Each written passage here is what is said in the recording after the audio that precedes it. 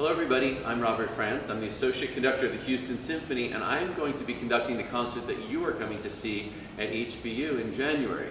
The concert is called Music in Context, the Symphony No. 1 of Sergei Prokofiev, which is one of the main pieces, one of the three pieces on the program. But the concert really is a little bit broader than that. And each of the pieces features in a different way the musicians of the Houston Symphony, and will really call on their virtuosity and their musicality to perform. And this was really important to me when I created this program, because I know that many of you play instruments in your school band, in your school orchestra, or sing in your school choir. And I wanted you to be able to see how these musicians really kind of work and bring these together. So let me start with the Prokofiev, the piece that the concert is named after. This is a 4-movement piece. And you know, many people ask me, so what's the difference between an orchestra and a symphony? Well, an orchestra is a group of musicians that play symphonic music. And we're going to play for you a symphony. Now, this is a very short symphony. It's only 15 minutes in length in total, but it's made up of 4 movements. And most, in fact, of the symphonies that were written through the years are written in this same 4-movement concept or format. So we have a first movement, which is kind of a little bit fast, a little bit furious, kind of interesting things are happening. We have a second movement, in this case is slow and beautiful, beautiful melody.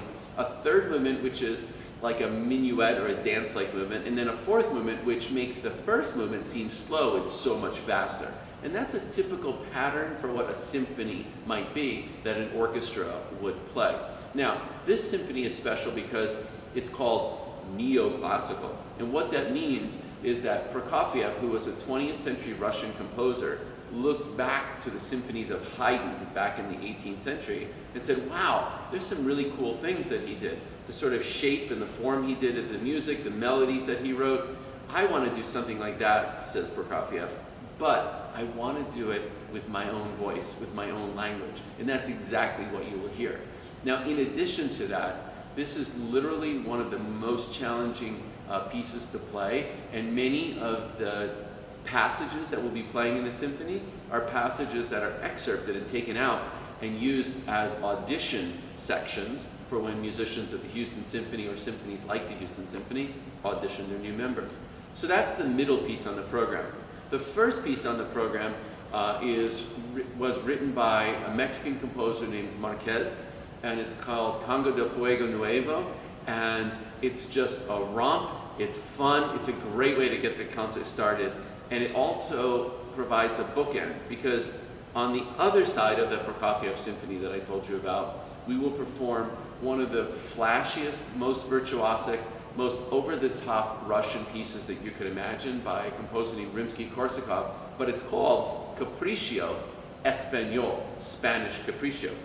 And what he did was he took all these Spanish folk tunes and he sort of jumbled them up and put them in this piece, this Capriccio. It's in 5 different movements or different sections. And more than almost any piece that I can think of in the repertoire, this piece features soloists, trumpet, flute, clarinet, harp, violin. In fact, the piece was originally conceived by Rimsky-Korsakov as a violin concerto with orchestra, and then he changed it later to be a full orchestra piece, but there's so many violin solos.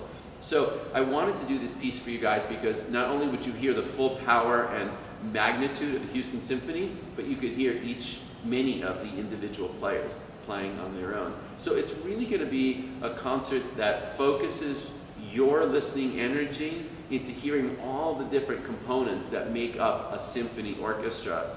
And I really can't wait to see you there. So I will see you soon for our concert of Prokofiev's First Symphony.